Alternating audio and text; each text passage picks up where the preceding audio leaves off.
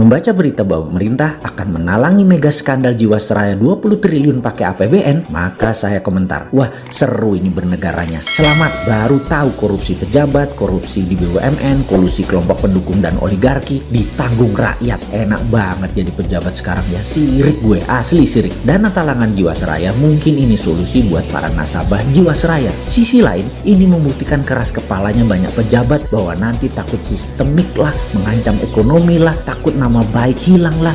Bos, yang geblek jangan dilindungi atau kalian merupakan bagian dari sistem yang bermasalah. Biarkan yang salah yang menanggung. Kita melihat hal beginian paling gerundel, kuapok lu. Tapi begitu melihat melindungi kesalahan dan kebobrokan pakai APBN, kita berkata, kuapokmu kapan dul?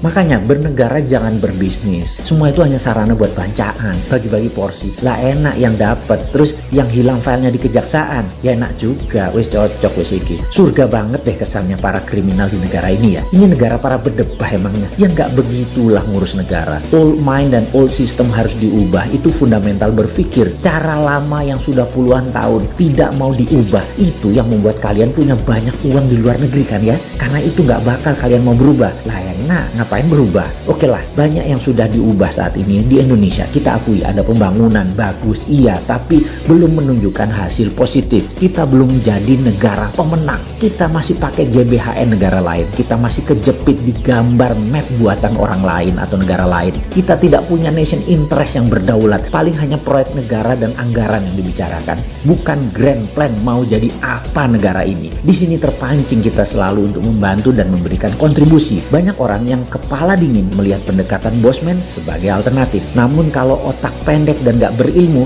bahkan mengirim buzzer menganggap bosman ini anti pemerintah. Gak pernah kita ini anti. Kita selalu memberikan masukan agar lebih baik lagi. Memang karena school of thought-nya beda, jadi landasan keilmuannya beda, muscle knowledge-nya beda, terlihat anti. Karena saat ini cara mendoktrinnya adalah apapun yang beda artinya melawan. Ngono ya. Padahal ini semua adalah perilaku alami. Contoh ikan selalu berenang melawan arus, hanya ikan mati yang ikut arus. Begitu cara melihat perbedaan. Lupa, buzzer mah nggak peduli sama bangsa negara ya. Pokoknya hanguskan orang yang berbeda dengan pejabat sekarang. Pejabat sekarang selalu benar dan berpikir untuk rakyat. Tidak ada cara yang lebih baik dari cara pejabat sekarang. Titik. Mudah-mudahan nggak resesi 2 kuartal berturut-turut. Kalau ternyata 3 kuartal ke depan minus, bahkan 4 kuartal minus, yopo. Gampang, bangun narasi. Narasi pejabat tidak pernah salah. Yang salah orang yang beda pendapat. Aman kalau begitu. Sudah punya narasi-narasi doktrin ya. Para buzzer kan ada mastermind-nya. Ya alhamdulillah aman kalau kayak gitu. Silahkan kalau udah punya narasinya lanjutkan. Selamat kalian aman di atas sana, aman. Kebetulan rakyat sekarang memang cuma butuh narasi kok. Silahkan lanjutkan bos. Kalau kita bagaimana? Ya kalau kita mah terus membangun karsa dan mengingatkan bersuara versi kita membela NKRI. Gak didengeri, syukur. Dipakai alhamdulillah. Ini semua untuk Indonesia menang. Kita kembali mengingatkan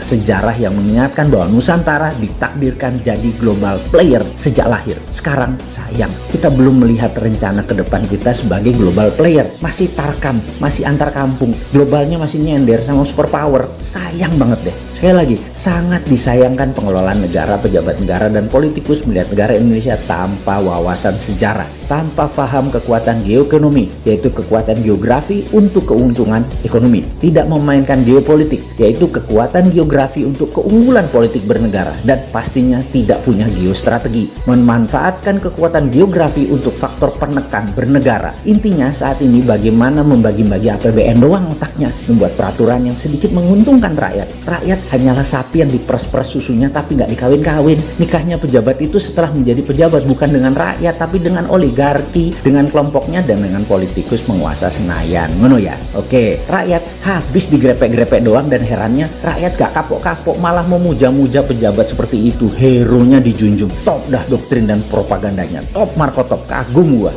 Udah selesai ngegosip, kita lanjut. Kita menengok sejarah sebentar. Kita tahu doktrin jalur sutra itu seakan-akan jalur hebat. Karena mungkin banyak pejabat sekarang kemakan propaganda film Tiongkok dan berbisnis dengan Tiongkok kedalaman. Sampai budaya dan doktrin gak bisa dibedain. Jalur sutra di abad pertengahan mendadak jalurnya sepi. Kota-kota Eropa Timur dan Asia Barat yang tadinya jalur ekonomi mati hanya kurang dari 50 tahun. 50 tahun dari apa? Dari majunya dunia maritim perkapalan di abad 14 dan 15 sehingga pada perjanjian Zaragoza dunia dibagi oleh dua raja laut, Portugis di sisi timur, Spanyol di sisi barat. Ini kayak kita sekarang Tiongkok Amerika lah kira-kira ya. Spanyol ke Amerika Utara Selatan, Portugis ke India sampai timur jauh yaitu Nusantara. Jalur sutra kalau dengan jalur maritim atau maritim line tersebut beda. Jalur maritim lebih powerful. Jalur sutra musnah tinggal debu sekarang. Jalur maritim yang melewati Indonesia bahkan tidak berubah sejak zaman awal dunia maritim tahun 1511. Awal puncak penjelajahan mencari dunia baru, mencari sumber bahan baku baru. Dulu rempah adalah isi dari jalur maritim yang kemudian hari disebut jalur rempah atau spice road, adalah jalan menuju kemakmuran. Rempah Nusantara telah membawa bangsa Inggris, Belanda, Portugal ke zaman keemasan mereka. Negara Eropa makmur berkelimpahan karena rempah Nusantara. Jadi sedari awal Nusantara memang ditakdirkan menjadi global player dan menjadi pembawa kemakmuran dunia. Ketika komoditas rempah menjadi industri, kebutuhannya rupanya bisa dipenuhi oleh daerah lain di awal abad 20-an. Maka terjadi pergeseran besar di mana bukan yang di permukaan tanah yang menjadi sasaran sekarang, namun yang berada di dalam tanah, yaitu mineral bumi. Perlu diingatkan, di dalam perdagangan rempah dikatakan wilayah Maluku,